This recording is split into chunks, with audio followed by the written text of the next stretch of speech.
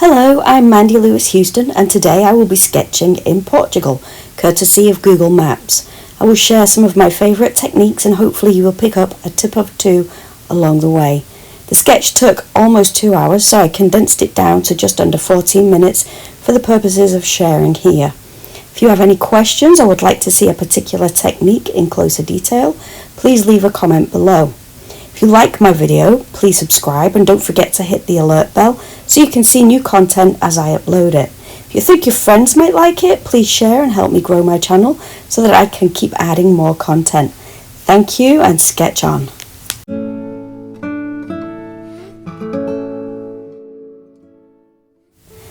When starting any sketch, I take my time just looking and deciding what I want to include in my drawing and editing out stuff that's not going to help tell the story of what I'm seeing. With Google Maps, you will find that there is distortion in the photography, walls curve and things turn in at the end, the fisheye effect. And when sketching from these images, you do need to take that into consideration and make those curvy walls straight, especially if you know that's what they're supposed to look like. It will help with perspective and your final piece will look more natural. If it's a complex composition like Pena Castle, I first draw in the larger shapes to make sure that my sketch will fit and that I have all the shapes more or less where I want them to be. Because this is complex, I also add some of the smaller details like windows and doors. I work right to left and biggest to smallest. There's no real reason for starting on the right other than habit. It's kind of interesting that I do that, but I don't know why.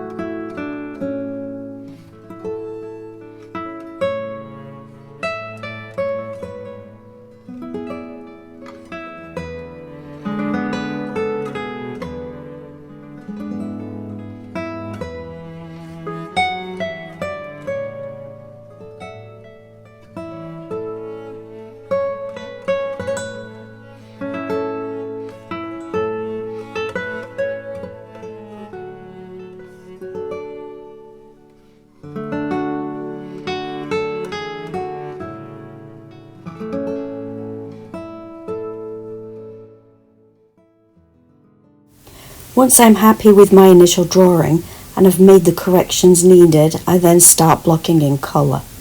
In this sketch I'm using a mix of Daniel Smith and Winsor & Newton watercolors. I'm using a mop brush because it holds a lot of pigment and water. I'm not overly concerned with shadows at this point, but where I feel I want it to look a little darker, I am adding some paint to denote those shapes. Once this step was complete, I allowed the sketch to dry completely before moving on to the next step.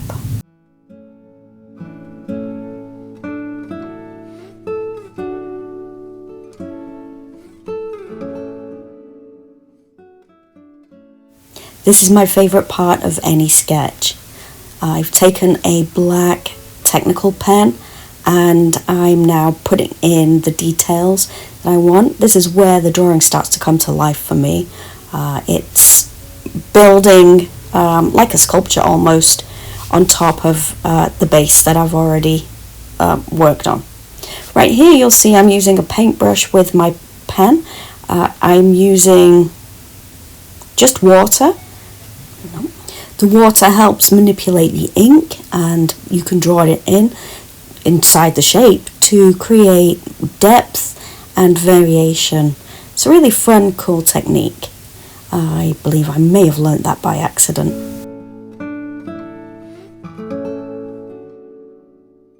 Here you see I've switched to a Tombow brush marker and my wet paintbrush, and I'm doing exactly the same thing as I did with the technical pen. I'm manipulating that ink and adding interest and shadow exactly where I would like it. I could do this with watercolor, but I really like markers. The ink in these pens is water soluble, as you can see, and this technique will work with any pen. I've even done it with children's Crayola markers. I say any pen, but it has to be water-based ink.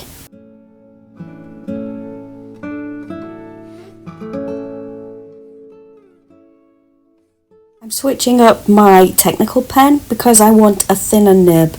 I believe the first one is a 0.3 millimeter nib and this one is a 0.05. So I'm getting thinner lines, which means I can add a little more detail.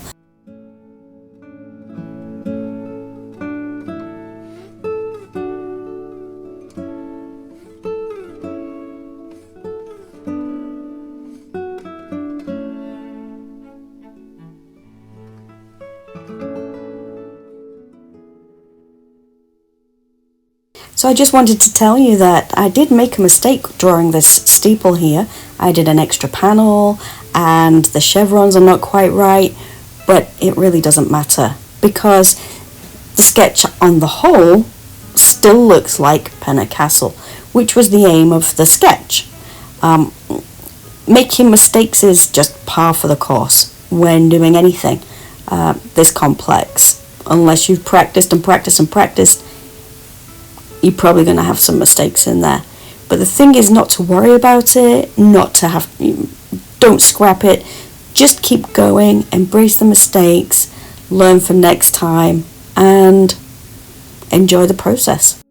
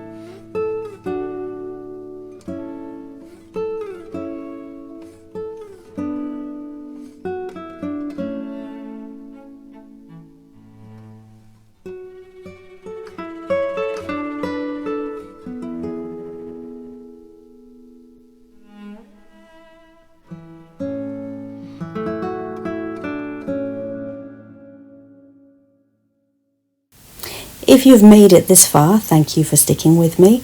I hope you found it interesting and maybe picked up a tip along the way. If you have any questions about any of the techniques I talked about, or would like a closer look at what I was doing, please let me know in the comments below. Again, if you would like to see more videos from me, please hit the subscribe button and don't forget to give me a thumbs up. Thank you and see you next time.